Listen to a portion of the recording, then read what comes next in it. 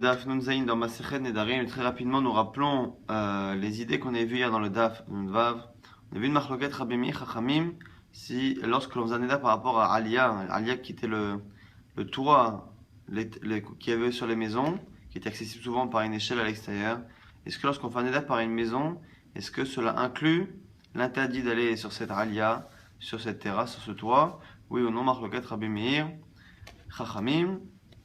Et on avait essayé de trancher comme l'un comme l'autre. L'Agma n'avait pas finalement tranché.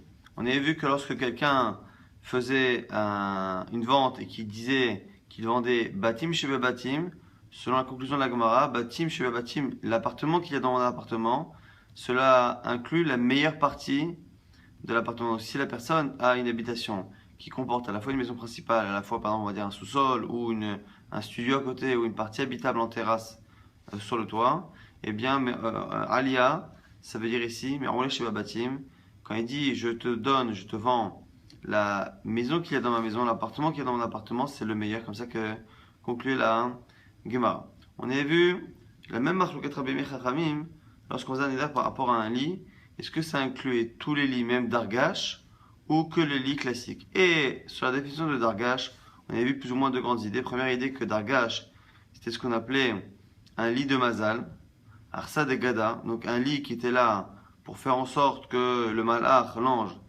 euh, qui est désigné pour s'occuper du bonheur et de la parnassa dans la maison, puisse avoir entre guillemets un lit mechoubad qui soit respectable pour lui. Donc c'est une première idée. Et à ce moment-là, c'était un lit donc, qui n'était pas utilisé, donc c'est pour ça que Rabbi Meir disait que ça ne fait pas partie des lits qui sont dans le Neder. Et on avait finalement un deuxième avis qui disait que Dargash, c'était un lit qui était fait en cuir, et quoi qu'il arrive, à la fin, la Gemara disait qu'il y avait une différence dans les fixations, la manière qu'on avait de passer les fixations entre justement, ce qui faisait office de latte dans les cordes, et de l'autre côté, le sommier, la manière de faire les nœuds, c'était ça qui faisait aussi une différence entre les deux. Donc finalement, on avait deux lectures. Est-ce que Dargash, c'était un lit qui était purement pour le mazal, ou un lit qui était juste fait différemment avec des pots, du cuir? On avait aussi vu la halachot par rapport au deuil qu'à l'époque on retournait le lit à l'envers, donc on le mettait sur le sommier et les pieds en l'air, sauf dans justement un lit qui peut être détaché. On a l'habitude justement de détacher la partie qui est reliée au sommier et de mettre à ce moment-là le matelas, la partie sur laquelle on se couche, à le mettre directement par terre. On a vu que dans la dernière Mishnah, lorsque l'on faisait un éder par rapport à une ville, ce qui faisait partie intégrante de la ville, c'était les 70 amot, qu'on appelle le Ribourg de la ville, qui sont les 70 amot, les 35 mètres à l'extérieur de la ville, font eux partie de la ville. Mais par contre, les 2000 amot, les 1000 mètres qu'il y a à l'extérieur de la ville, ne font pas partie de la ville. On a vu dans le passouk justement de la parassa qu'on a lu le Shabbat dernier, qui disait qu'au mat doté, que justement la partie, les 2000 amot que l'on mesurait pour autour des villes des Lévi'im, on l'appelle des mesures que l'on fait Michos Laïr à l'extérieur de la ville, donc c'est à l'extérieur de la ville. Or, on sait qu'on a une partie extérieure à la ville qui en fait partie. On l'apprend de la Haftara, du second jour de Pessah. On voit que Yoshua bin Nun a rencontré quelqu'un qui ne pouvait pas être dans la ville puisque la ville était fermée. Et d'un autre côté, on voit qu'on dit qu'il était à Jéricho, donc il était pas à Jéricho même, mais qu'on sait comme y étant. Donc du coup, on voit qu'il y a une partie extérieure qui ne peut pas être les 2000 amot, mais qui sont les 70 amot. Et on a vu au final que la gaffe, la largeur de la porte, la partie l'endroit où la porte se ferme dans une maison, eh bien fait partie, ce seuil même là, fait partie intégrante de la maison. Lorsque l'on fait un éder, eh bien cela fait partie intégrante de la maison. Nouvelle Mishnah, donc Daf Nunzain, avec beaucoup d'halachot qu'on a déjà vu dans les premiers dapim de la Masechet. Konam perot ha'elu alay. Konam hen alpi, konam hen lifi. Quelqu'un qui fait un éder et qui s'interdit encore une fois comme un korban, konam, des fruits. Simplement, il les désigne. Konam, perot, elo alay. Ces fruits-là sont interdits à moi, ils sont interdits à ma bouche. Konam, même les filles. Assour, bechiloufeen, ouvgidoulaen, nous dit ici la Mishnah. Non seulement les fruits sont interdits, mais il n'a pas le droit de profiter de chiloufeen, ce qui va les remplacer. Donc, c'est-à-dire s'il prend ces fruits et qu'il les vend, eh ben, l'argent de la vente sera un remplacement finalement de ces fruits. Eh bien, cet argent-là aussi est interdit au profit pour la personne. Ouf guidouléen, c'est ce qui peut pousser à partir de là. C'est si on prend ce fruit-là, qu'on en prend une graine, que l'on plante un autre arbre avec cela, et du coup, ce qui sortira de cet arbre fait partie des guidoulim, de ce qui aura poussé à partir de ce même fruit-là. Donc on voit ici que comme on a précisé qu'on a perot à elou ces fruits, eh bien il y a un interdit qui est par rapport à ces fruits-là, qui va au-delà même des fruits eux-mêmes, de leur forme actuelle, mais qui va même jusqu'à la forme de remplacement d'un objet ou l'argent qui peut le remplacer, ou même ce qui peut provenir, le produit de ce qui peut provenir d'eux, donc même quelque chose qui a été planté à partir des graines et qui va donner des fruits plus tard. Shani ochel, shani torem, muta bechilufeen uvgidulein. Si il a fait un éder par rapport au fait de les manger, ces fruits, ou de les goûter, eh bien il peut consommer chilufeen et gidulein. Mais lorsqu'on avait vu cette même Mishnah récemment par rapport à la question est-ce que ochel ou pas ochel c'est important, on a dit finalement ici l'essentiel de la différence qui est entre le premier cas et le second, c'est que dans le premier cas il a précisé ses fruits, dans le deuxième il n'a pas précisé ses fruits. Et du coup c'est ça l'essentiel de la raison pour laquelle lorsque la deuxième fois il s'interdit les fruits de manière générale, il s'interdit de consommer des fruits, eh bien ce sont les fruits sous leur forme classique et non pas le chilufin, l'argent qui peut servir à remplacer des fruits ou éventuellement les guidolis. En tout cas, ce qui est intéressant, c'est qu'on voit que même avec la formule qui interdit à la fois l'argent qui va provenir de la vente et à la fois les guidolim, ce qui peut pousser à partir de cela, quoi qu'il arrive, on a l'impression qu'on ne parle que de guidolim. Et c'est quoi guidolim? C'est ce qui pousse à partir de ce fruit, mais pas guidolé guidolim. Donc guidolé guidolim, c'est la même chose que les guidolim, simplement c'est en deux étapes. C'est-à-dire que l'on a un fruit, ce fruit-là sert à planter autre chose qui va donner lui-même des fruits, et ce deuxième fruit qui proviendra du premier, on l'utilise lui aussi pour planter un autre arbre et créer des autres fruits. Ce qui sortira du troisième arbre sera guidoulé guidouline du premier, sera ce qui a poussé à partir de ce qui a poussé du premier. Donc il y aura ici une transmission double, et du coup 3 niveaux. Et ici tout le monde a l'air d'être d'accord que ça ne rentre pas dans l'interdit, même si je désigne les fruits, il n'y a que les guidoulim, ce qui va en sortir plus tard, qui sera interdit, mais pas ce qui sortira de ce qui sortira. Bedavar chez Zarokale, aval bedavar chez En Zarokale, afilou, guidoulé, guidolin, assorim.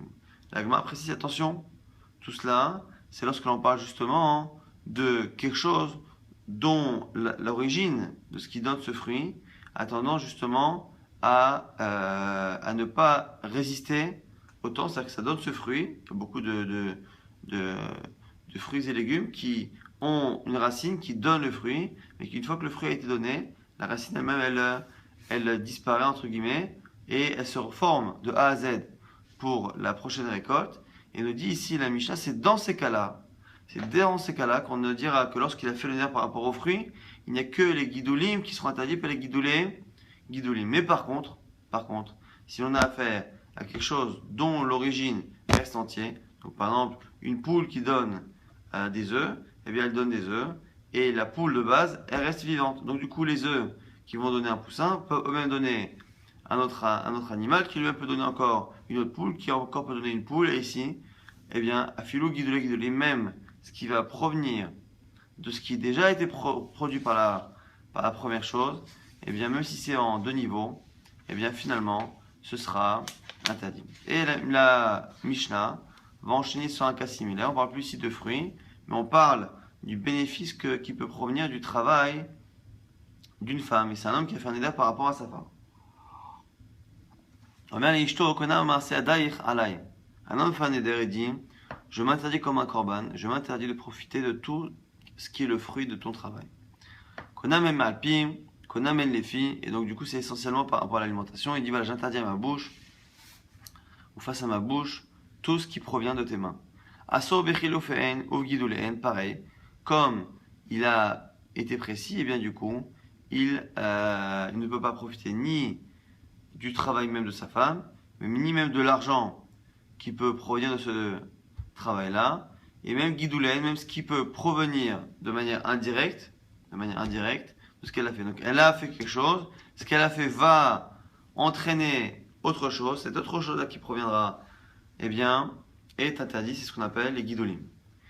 Mais par contre, s'il a dit shani ochet, shani torem, muta bechilufeen, ou guidoulehem, Si il dit simplement qu'il ne veut pas consommer, goûter, et là effectivement le fait qu'il précise qu'il ne veut pas goûter ou manger, ça a l'air d'être qu'il ne fait le neder que par rapport à ce qu'il y a devant lui, c'est-à-dire que ce que sa femme a fait, c'est que ce que sa femme a fait qu'il n'a pas le droit de goûter. Mais l'argent qui provient de cela, ou ce qui sera le produit indirect de ce qu'elle a fait, ne rentrera pas dans l'interdit. Et encore une fois, la Mishnah fait le même chilouk entre quelque chose, entre un produit dont ce qu'il a fabriqué eh bien, est encore kayam, est encore là après la production, ou quelque chose qui disparaît. D'abord, chez Zarokale, ce qu'on a dit, qu'il n'y a que quand il précise qu'il ne veut pas profiter de ce que sa femme fait, on a dit qu'il y a les guidolim qui sont interdits, les produits qui en découleront, mais pas les produits des produits. Elle dit attention, ça c'est que d'abord chez Zarokale, d'abord, lorsque la chose d'origine, qui a été créée par la femme, va disparaître quand elle va donner un produit. Mais si finalement ça reste, et bien du coup on trouve toujours le lien entre les guidolim les uns avec les autres, et on trouve toujours le lien avec la chose d'origine qui était interdite, et donc qui peut interdire sur plusieurs niveaux. Aval, d'abord chez Zarokale, Afilu guidolin asuri. Très bien. Maintenant la Mishnah enchaîne sur autre chose. C'est un homme qui fait plusieurs types de nidarim par rapport à sa femme, et il ne veut pas que sa femme profite de lui, mais ici on verra des cas où il est magdir, c'est-à-dire qu'il donne une limite de temps, soit il donne une limite de temps dans le moment où la femme peut profiter, soit il fait une limite de temps par rapport à une condition qu'il a émise. Il dit je ne veux pas que tu profites de moi si tu fais cela, mais il a mis une condition à l'interdit qu'il a créé à sa femme. Alors il fait un éder maintenant. D'abord, il fait encore un éder par rapport à lui. Il fait un éder de ne pas profiter, de ne pas manger de ce qu'elle fait jusqu'à Pessah. Et ou ne pas non plus se couvrir avec un vêtement qu'elle aurait fabriqué. Et quoi? Donc du coup ici, ce qu'on va nous apprendre, c'est que l'essentiel de la limite de temps est lié à son profit et non pas à ce qu'elle a fait. Asta lifna Pessah, elle a fait donc un plat où elle a préparé une tenue avant Pessah. Une fois que Pessah est passé, lui-même pourra en profiter. Pourquoi? Parce qu'on voit que dans son éder, ce qu'il a précisé que c'est jusqu'à Pessah, c'est pas ce qu'elle a préparé jusqu'à Pessah. C'est ce que tu prépares de manière générale, je ne peux pas en profiter jusqu'à Pessah. Le lendemain de Pessah, il peut profiter de sa femme. Shat osad à Pessah, eni ochel. Si par contre le neder dit que la limite de Pessah est liée à ce qu'elle fait elle, ce que tu fais jusqu'à Pessah, je ne le mangerai pas. Mais lui par contre, ce qu'il a dit je ne le mangerai pas, il n'a pas précisé de limite de temps. Shat osad à Pessah eni mikaseh, ou ce que tu fais jusqu'à Pessah, je ne me couvrirai pas, je n'utiliserai pas ce vêtement-là. À Stalifna Pessah, si elle a fait avant Pessah, à son lechol kasotacha Pessah, lui il ne peut pas en profiter, mais après Pessah, encore une fois, parce que ici le neder est relativement clair, que la limite de Pessah est liée à la fabrication que la femme fera, mais par contre, lui, son neder a l'air de ne pas être limité dans le temps. Donc, nouveau cas, Shad nehenitli ad Pessah, imolechet at levet avir adechag. Il fait un neder que sa femme ne profite pas de lui jusqu'à Pessah, si, et ce neder ne commence que si elle va chez son père, mais jusqu'à Sukkot. Et là, ici, il y a un petit souci à gérer, c'est que la condition qui crée le neder, c'est le fait qu'elle n'aille pas chez son père jusqu'à Sukkot, le temps d'application de la condition est plus long que le neder qui en est la conséquence. Ce qui veut dire que l'on peut avoir, ce qu'on va voir dans la suite, un cas où c'est rétroactif, puisque son interdit, s'il existe, ne sera que jusqu'à Pessah. Il se peut qu'à Pessah, eh bien, elle ait profité ou pas, et que c'est que après que l'on saura jusqu'à Sukkot si elle a été chez son père ou pas, et donc on saura si rétroactivement, jusqu'à Pessah, est-ce qu'elle avait le droit de profiter de son mari. Donc, qu'est-ce que nous dit ici la Mishnah? Comme il a dit, si tu vas jusqu'à Sukkot chez ton père, eh bien, tu ne pourras pas profiter dès maintenant jusqu'à Pessah, qui est avant au niveau du temps. eh bien à ce moment-là, on dit quoi? Asura banato ada Pessah. Jusqu'à Pessah. Jusqu'à Pessah. Elle n'a pas le droit de profiter de lui. Pourquoi? Parce qu'on a peur. On a peur qu'après, eh bien, elle aille chez son père. Et que si elle va chez son père, elle fasse en sorte finalement que rétroactivement ce qu'elle a fait est interdit. On avait vu que même si en général, on craignait, les gens faisaient attention de ne pas transgresser un éder une fois que la condition est appliquée, on avait peur ici, si la chose avait été faite, que la personne n'ait pas la même crainte, de faire en sorte rétroactivement que la chose soit interdite. Et les gens ont moins peur d'un issue rétroactif que d'un issue qui est mikan ou là-bas. Et nous dit ici la Mishnah, parce que réellement, les Chara Pessah, si elle va après Pessah, eh bien, Beval Yachel, ce qu'elle aura fait avant Pessah, ce sera un interdit de Beval Yachel, ce qu'on est dans la paracha, Lo Yachel Devaron, il ne profanera pas sa parole, ce qui veut dire ici qu'on a ici un interdit rétroactif si la femme a, donc le mari lui a dit, je te préviens, on est entre Sukkot et Pessah, il dit jusqu'à Pessah prochain, tu ne pourras pas profiter de moi si, entre maintenant et Sukkot, tu vas chez ton père.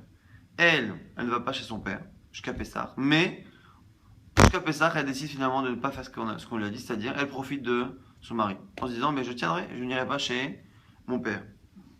Eh bien, ce qu'elle a fait de profiter de son mari, s'il se trouve après Pessah, entre Pessah et Sukkot, s'il se trouve qu'elle va chez son père, et donc elle fait en sorte que finalement, eh bien, ce qu'elle est, le profit de son mari était interdit, eh bien, rétroactivement, elle a transgressé.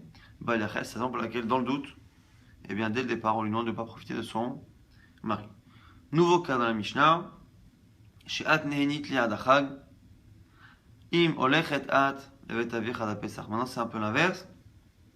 Il lui dit, si tu vas chez ton père jusqu'à Pessah, qui vient, eh bien, tu ne pourras pas profiter de moi jusqu'à Sukkot, qui suit. Donc là, ici, on est dans un cas plus facile à comprendre, où ici, eh bien, on a une condition qui est plus courte dans le temps, donc jusqu'à Pessah. Tu es jusqu'à Pessah pour ne pas aller chez ton père et éviter d'avoir ce neder, mais sinon, si tu l'as pour une durée plus longue. Al-Khalifna Pessah, Asura Be'anato. S'il était avant Pessah, elle ne peut pas profiter de lui après, évidemment. Adechak jusqu'à la Sukkot. Mouteret Liler, Achra Pessah, mais par contre, si elle a dépassé Pessah sans aller chez son père, elle peut aller chez son père. Là, ici, a priori, ce dernier cas est relativement évident. Donc la Mishnah est assez riche, on la résumera à la fin du DAF, même si on peut peut-être la résumer ici très rapidement. On a vu finalement dans cette nouvelle Mishnah, on a vu que on avait à la fois la différence qu'il y avait entre le fait de s'interdire ces fruits-là et des fruits de manière générale. Lorsqu'on s'interdit ces fruits, on interdit à la fois l'argent qui pourrait revenir d'une vente et à la fois les produits qui pourraient provenir de ces fruits-là. Simplement, ce qui a l'air d'être, c'est qu'on interdit que les produits et pas les produits dérivés deux fois.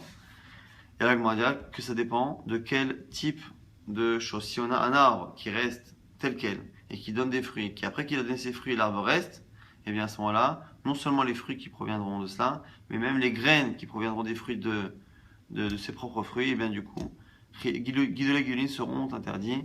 Quand est-ce que l'on dit qu'il n'y a que un niveau de produits dérivés qui est interdit? C'est lorsque justement l'arbre qui donne le fruit a tendance à disparaître après l'avoir donné. Mais par contre, s'il dit qu'il s'interdit les fruits de manière générale, qu'il s'interdit de consommer des fruits, eh bien il n'interdit que des fruits sous leur forme classique. On a la même chose avec un homme qui fait un éder par rapport à ce que sa femme peut préparer à manger, ou dans le genre ce qu'elle peut travailler.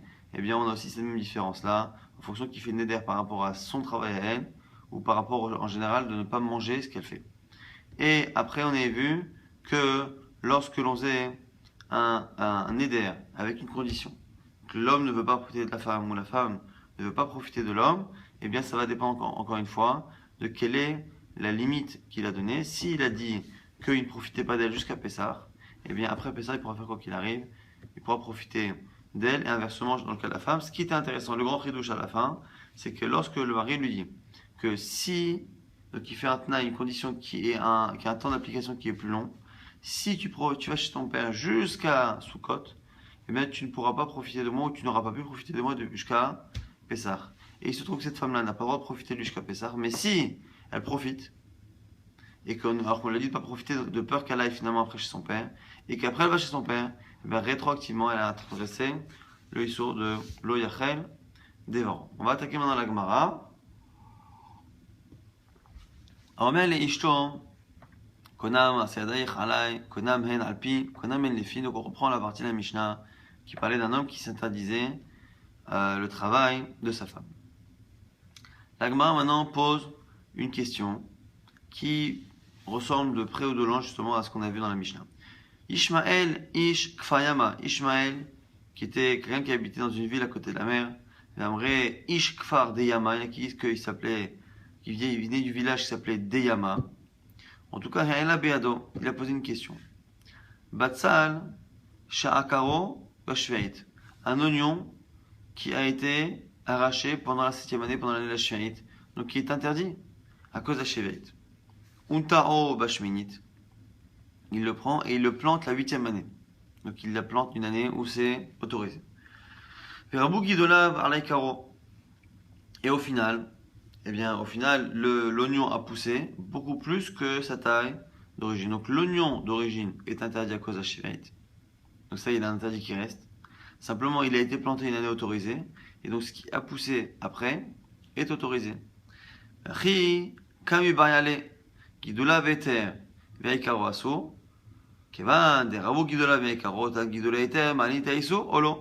Puisque finalement l'oignon de base qui venait de la Shveit de la 7e année, qui a été planté, est interdit. Mais tout ce qui a poussé, les racines, les feuilles, tout ce qui a poussé partout, eh bien finalement a pris le dessus au niveau de la quantité. Est-ce que la partie autorisée n'annule pas justement la partie interdite? Et à ce moment-là, tout l'oignon est autorisé. C'est la question que pose Ishmael, Kfar de Yama ou Kfar Yama. Atalekame de Rabbi Ami. On a posé la question à Rabbi Ami, Velo Vabide. Et Rabbi Ami n'avait pas la réponse. Atalekame de Rabbi Israël Nafra. On a posé la question à Rabbi Israël Nafra, Pachatle Minhada. Il a répondu à partir d'un enseignement qui dit Dama Rabbi Chanina Trita'a. Rabbi Chanina Trita'a disait, Amar Rabbi Anai, au nom de Rabbi Adai, Batsal Shel Teruma, Shenetao, Rabou Gidolav al Aikaro, Muta. Un oignon de Trouma, donc qui est réservé comme don Kohanim, mais qui au lieu d'être donné au Kohanim a été planté. Une fois qu'il a été planté, eh bien, donc la Trouma c'est une quantité que l'on prélève. Eh bien, une fois que cette Trouma là, cet oignon repousse dans la terre et qu'à ce moment-là, ce qui en a poussé prend le dessus par rapport à cela, eh bien, on voit que c'est moutar. Donc on voit qu'on peut consommer à ce moment-là tout l'oignon. Donc l'oignon qui était la partie interdite de l'oignon, qui a été finalement noyé entre guillemets dans les parties qui ont poussé en plus, eh bien la partie interdite a été finalement annulée et devient autorisée. Une objection ici de Rabbi Irmia, c'est Rabbi Zrika, qui dit Shavik, Martren et David Kechad. Il dit mais je comprends pas ce que tu dis là au nom de Rabbi Yana, c'est un seul avis. Mais qui n'est pas d'accord avec lui? Deux avis différents. Et depuis quand tu laisses un avis pluriel de deux personnes et tu t'occupes de l'avis d'un quelqu'un qui est minoritaire? La grand passage dit c'est qui ces deux-là? Man Ninutren, c'est qui ces deux dont on parle? Alors on donne les exemples d'Amar Rabbi Abba ou Amar Rabbi Yochanan. Au nom de Rabbi Yochanan, Yalda chez Sifra Beskena. Ici on a ici quelque chose qui a été planté, donc un arbre par exemple qui a été planté, un arbre qu'on appelle Yalda, jeune, et un autre qu'on appelle Skena au féminin parce que c'est Netira, c'est quelque chose qui a été planté. Donc une plante, quelque chose qui a été planté. Une jeune qui a été finalement mélangée avec une vieille entre guillemets. Donc on a ici un arbre qui est jeune. Comme l'arbre est jeune, eh bien il a moins de 3 ans, les fruits sont interdits à cause de Orla. Et on a mélangé, on a fait une arcava, donc on a marcoté, on a mélangé les deux espèces, et on a fait en sorte finalement que l'arbre qui est jeune soit mélangé avec un arbre qui est vieux, et comme il a plus de 3 ans, les fruits en sont permis. Et du coup ici, on a un avis qui est Rabbi Yochanan qui dit quoi? Afalpi Shosifa Mataim Asso. Rabbi Yochanan il pense que même si la partie autorisée, la partie skena, la partie ancienne de l'arbre ancien, a pris le dessus en quantité fois 200, et bien finalement ça n'annule jamais la partie qui est interdite. Donc ça c'est un des deux avis qui ne sont pas d'accord avec Rabbi Yanai. Marabi Shmuel, Marabi Nachmani, Marabi Yonatan, au nom de Rabbi Yonatan, Batsal Shinta Obekerem. Kerem Asso. Si on a un oignon qui a été planté au milieu d'une vigne et que l'on a justement finalement, on a donc des mélanges interdits, donc ça devient kila kerem, kilaim, des mélanges interdits. On nous dit ici, le Rabbi Nathan, ne'akar kerem, même si on enlève, la vigne, et que comme on enlève la vigne, il ne reste normalement que le bassal, que l'oignon, donc la partie qui a été déjà mélangée est interdite. Mais maintenant qu'il n'y a plus de mélange, eh bien la partie qui va pousser de l'oignon est une partie autorisée, donc qui devrait annuler le reste. Et on voit que ça reste à soi, alors que l'oignon a tendance à pousser beaucoup. Donc on voit ici que contre Rabbi Yannai qui autorise tout l'oignon, même la partie interdite, à partir du moment où les parties qui ont poussé en plus, de manière autorisée, ont pris le dessus, on voit qu'on a Rabbi Yochanan et Rabbi Yonatan qui ne sont pas d'accord. Maintenant, on avait vu que lorsqu'il est posé la question, Ishmael Kfar Yama, eh bien, il a posé la question à Rabbi Ami qui n'avait pas répondu. C'était finalement Rabbi Israël Nafra. Adar Adar et Kamel Rabbi Ami. Il aurait dû voir Rabbi Ami ou Pashit Leminada. Et cette fois-là, il lui a répondu. Amar Rabbi Yitzhak, Amar Rabbi Yochanan. On Rabbi Yochanan toujours. Betsalim, chez Tikna, Uzra'a, des Betsalim, toujours des oignons. Chez Tikna, qui ont été finalement prélevés, Trumot ou Asrot. On a prélevé, elles sont comme il faut. Oza'a, et après, il les a plantés. Mita Aseret, les Fikula. On voit ici que lorsque on a replanté cet oignon, et cet oignon maintenant, il a poussé beaucoup, donc il y a beaucoup de parties nouvelles, ces parties nouvelles doivent être prélevées. Donc normalement, si on estime que la partie de base qui avait un statut X, interdit, autorisé, prélevé, pas prélevé, si on part du principe que ce statut-là le garde, et qu'elle n'est pas noyée dans les nouvelles parties, nouvelles racines qui ont poussé, eh bien, de la même manière que on a vu que selon certains, eh bien, cette partie-là restait interdite, eh bien, ici, on devrait dire quoi? On devrait dire que comme cet oignon-là vient d'une récolte qui a été prélevée, eh bien, lorsque je dois prélever après sur cet oignon qui a poussé, je ne devrais prélever Trumot ou Marasrot que par rapport à la partie qui s'est rajoutée, et non pas la partie qui a été plantée parce qu'elle a déjà été prélevée. On m'a dit, Alma, Otam Gidoli, Mevat Limaika, on voit bien que finalement ce qui a poussé après annule la source. On m'a dit, Dilma Lechumwa Shane. C'est pas pareil ici. Dans Trumot Masrot, il se peut que ça ne soit qu'une Chumwa, mais que Behemet, la chose garde son statut, c'est que la Chumwa qu'on demande de prélever par rapport à tout. Donc je rappelle très brièvement ce qu'on a vu. On avait une Mishnah qui faisait la différence encore une fois entre quelqu'un qui s'en par rapport à ses fruits ou par rapport aux fruits de manière générale de ne pas les manger. Eh bien, lorsque il faisait un par rapport aux fruits de manière générale, il n'interdisait que les fruits sous leur forme classique et non pas ce qui peut les remplacer comme argent ou ce qui peut provenir de ce qu'on a planté à partir des graines de ces fruits.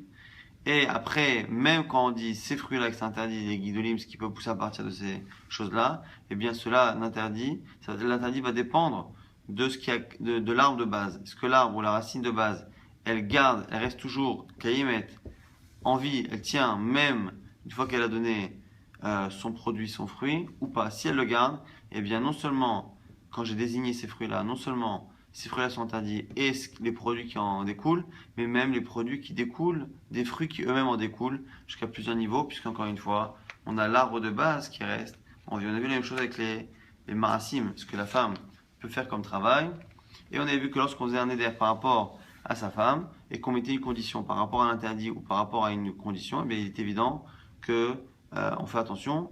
En fonction du cas où c'est l'interdit qui est limité dans le temps, eh bien, il pourra profiter après cet interdit.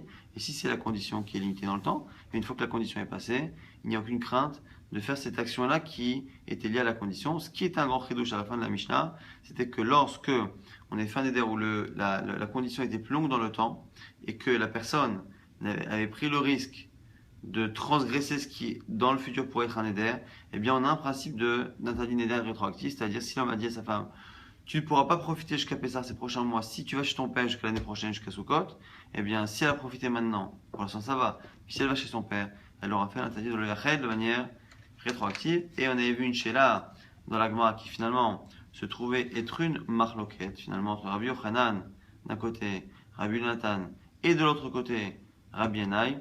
Est-ce que lorsque l'on a un oignon, l'oignon ça a l'air d'être le type de pousse qui, lorsqu'on la replante, a tendance à avoir des racines qui dépassent l'oignon d'origine. Un oignon qui a un statut d'interdit pour une raison X ou Y, qui est interdit, et qui est replanté et qui après est entre guillemets noyé par les nouvelles racines et les nouvelles pousses, est-ce que ces nouvelles pousses qui sont plus grandes en quantité, est-ce qu'elles ont cette faculté à annuler l'interdit, à faire en sorte que tout l'oignon soit autorisé, à la fois les parties nouvelles et à la fois la partie d'origine qui est interdite? Et on a vu que c'était une marloquette, Rabbi Yannai qui autorise, Rabbi Yonatan et Rabbi Yochanan qui ont l'air à la base d'interdire.